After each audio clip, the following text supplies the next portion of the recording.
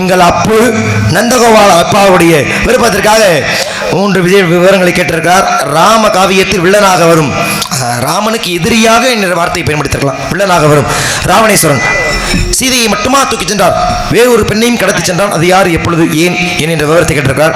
ஆமா, வேத முதலில் சீதையை கவர்ந்த முன்பாகவே அவன் வாங்கிய சாபம், ஒரு பெண்ணாலே இலங்கை அழிய வேண்டும் என்ற சாபம் வாங்குவதற்கு காரணம் முதலிலே வேதவதி என்ற பெண்ணை அவன் கடத்தி சென்றான். அவர் வழங்கிய சாபம், அதன் வழங்கிய சாபத்தின் காரணமாகவே சீதை அவனை அறியாமல் என்னதான் அனைத்து சிறப்புகளையும் ராவணன் பெற்றிருந்தாலும் கூட சீதை தன் மகள் என்றும் அறியாமல் வேதவதி கொடுத்த சாபத்தின் காரணமாக, ஏனால் வேதவதி யாகம் செய்கின்ற பொழுது அவருடைய கூந்தலை பிடித்து இழுது சென்று கவர்ந்து வன்புணர்வு செய்தான் ராவணன். அவள் வழங்கிய சாபத்தின் காரணமாகவே சீதையை சிறையெடுக்க நேர்ந்தது ராவணனால். அப்ப சீதையை கடத்த முன்பாகவே வேதவதி என்ற பெண்ணையும் ராவணன் கடத்தி இருக்கிறார். நிழலுக்கு குழந்தை பிறக்குமா, அப்படி பிறந்தான். அவன் யார், அப்பாவும் பிள்ளையும் இன்று வரை ஒருவர் முகத்தில் ஒழிப்பதே இல்லை. ஆனால் மனித நிழலுக்குன்ற வார்த்தையை பயன்படுத்துகிறாங்க. எனக்கு தெரிந்தவரை மனித நிழலுக்கு இல்லை, நிழலுக்கு பிறந்தான், அப்பாவும் பிள்ளை பார்த்துக்கிறதில்ல.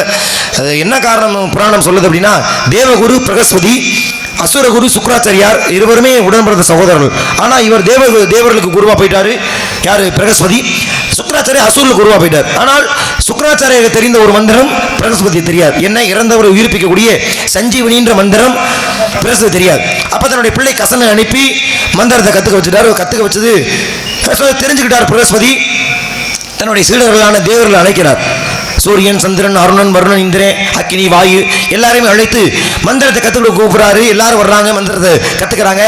ஆனால் சந்திரன் மட்டும் காமம் கொண்டு, அதாவது குருவிட்ட வரும் பொழுது பவ்யமாக அமைதியாக வெற்றியை கற்றுக்கொள்வதுதான் ஒரு சீடனுக்கு அழகு. ஆனால் காமம் கொண்டு நெருங்கினான். யாரனா, பிரகஸ்பதியுடைய மனைவியாக விளங்கிய கனகதார் என்ற பெண்ணை அவன் கூட கிடையாது. ஆனால் காமம் கொண்டு நெருங்கினான். அவன் நிழல் பட்ட உடனேயே கனகதாரை கருத்தரித்தாள். நிழலுக்கு கருதரித்தாள்.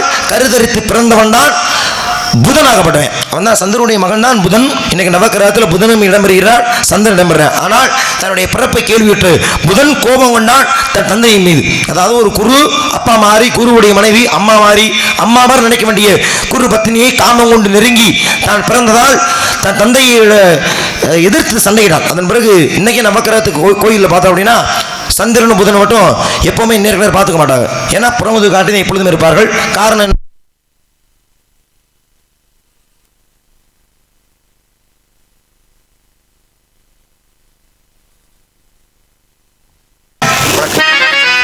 Mari.